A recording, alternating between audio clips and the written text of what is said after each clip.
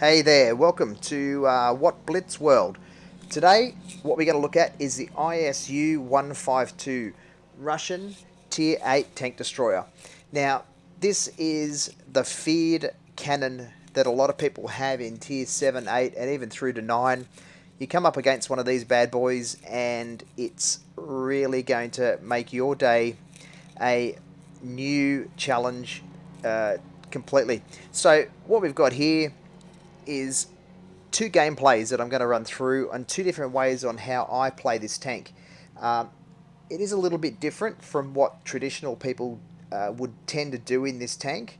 Um, on this map in particular, I've called our team to go left on dead rail because I need somewhere to spot for me up ahead, which keeps me out of the firing line. And one thing you'll notice with this gun, it's very inaccurate. It's a big blaster. I've got the BL10 on it. Huge amounts of damage, but unfortunately, it's not the most accurate thing in the world. But you can see I've just shot there blindly after aiming and put some damage into that IS3 defender. Again, I do run some APCR with this tank. And yeah, okay, it cost me some credits in the end, but I think when you're in a tank that's so vulnerable with its armor, you have to run some APCR. You just have to. I don't shoot always that. I actually prefer normally to shoot mainly HE when I've got a shot. But you can see here, I have to wait till the reticle's really aimed right in, or I can tell you for 100% certainty I will miss. So with that in mind, what we do with this tank, if we're sniping, is we have to be a bit patient. So a lot of people are often screaming, "Oh, yeah, SU, ISU, what are you doing? What are you doing? Shoot!" But the reality is, if you don't have a good lock on that target, you're just going to waste your round. And with a reasonably average aim time, it's all over. You're going to be caught short. SP1C are my favourite tanks to destroy with one shot with a HE round. Even on the run, you can often get those guys and just explode them while they keep rolling past you. But here we're working the map. It's we're only two up at the moment, and it could have gone the other way.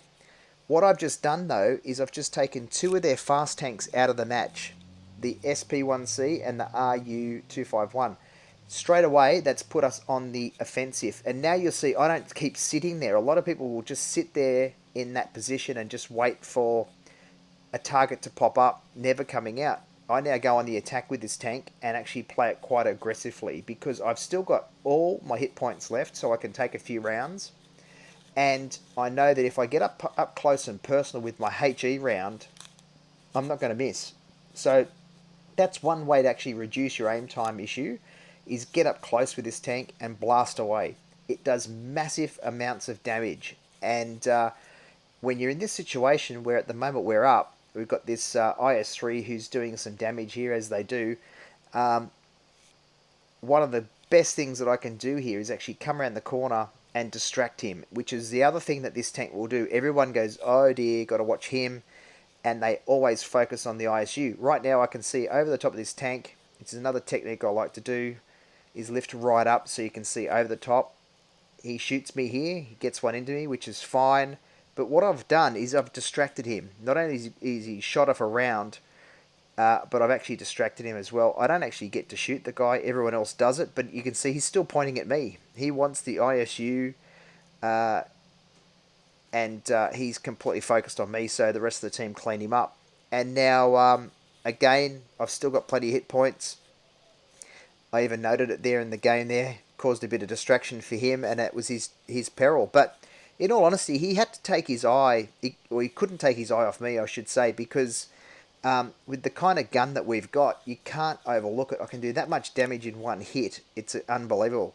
Just bounce that. He's actually hit me on the gun mantlet there, which is huge on the ISU, and that's a fantastic way of getting through and not getting any damage on you. So let's have a look at that game. We've wrapped it up. Only got 2 kills. We weren't top score. We didn't do the most amount of damage. Still got 29,000 credits, even though I did use some APCR.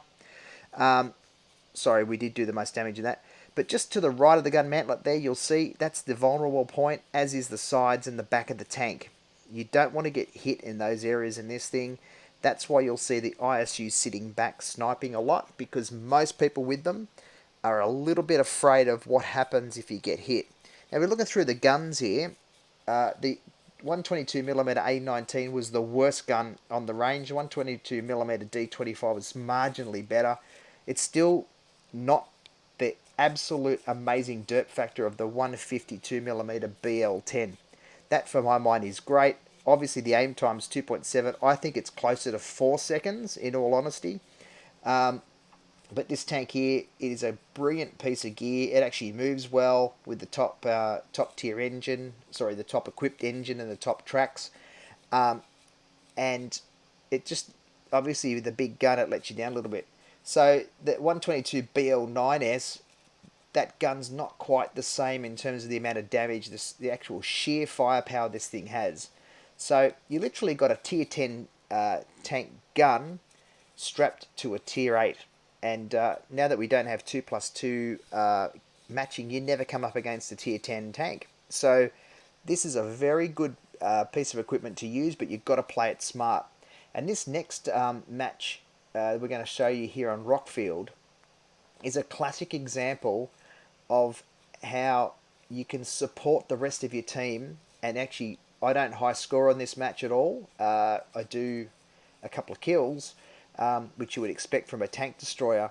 But two things I'm there to do, which is absolutely, in my opinion, the most crucial thing to a game, is do damage and survive. If I don't survive in a match with the ISU 152, I know that our team's going to struggle. Not putting tickets on myself, it's with any tank destroyer. Because of the amount of damage you can do, it leaves it open for the rest of the team to come in and finish them off. So, two things I try and do: as much damage as I can possibly do, and support the team as best as possible. If that is destroying SP1Cs and RU251s, then great. If it's not, I've at least done some damage. That Pershing there, I've just pushed his hit point basis down really low, and you see the rest of the team just come in and pound him, and he's all done and dusted. Now that's a pretty dangerous tank, to have on the opposition. They can do a lot of damage. They're maneuverable, quite robust, and they've got a decent gun on them too. So that was enough to our team to get a bit of ascendancy here and push forward, because that right flank in this gully area here is completely free. Now you can see I don't have a shot here, but I was still being cautious because of that, vulnerability that the ISU has with the front plate there of the front of the tank. So now I can see that there's an opportunity. We're one up, and that T44 is almost out of the picture. So what I do is push up now, and I can sense most of them. Someone's on the cap, and I can sense the rest of them are over on the right-hand side, probably trying to snipe. And we've got this Indian PTA who's doing a little bit of damage, and he's causing quite a big distraction for our team. Just at this point in time, a T28 prototype appears. Now, I don't want to be penned by him because he will do me a lot of damage. So I tried to hide and get a shot. I couldn't get a shot. He disappeared back into camo.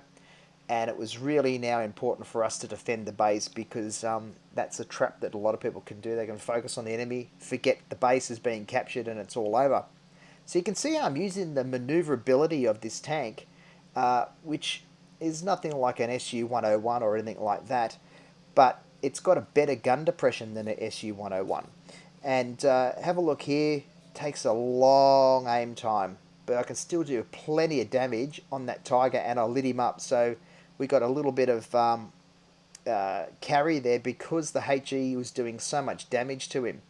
And now what I do is I switch to APCR and I go on what I call aggressive mode. And I do that for two reasons. One, I know that I'm going to get through a turret of something like a Rudy with APCR. And you're forever switching back your ammunition from HE to APCR, and occasionally also AP. And if you're patient and wait and anticipate, you can get kills like this. This poor old T28, he's got nowhere to go. He's hemmed in. Practically the whole team's now swarming on him, and I just wait my time.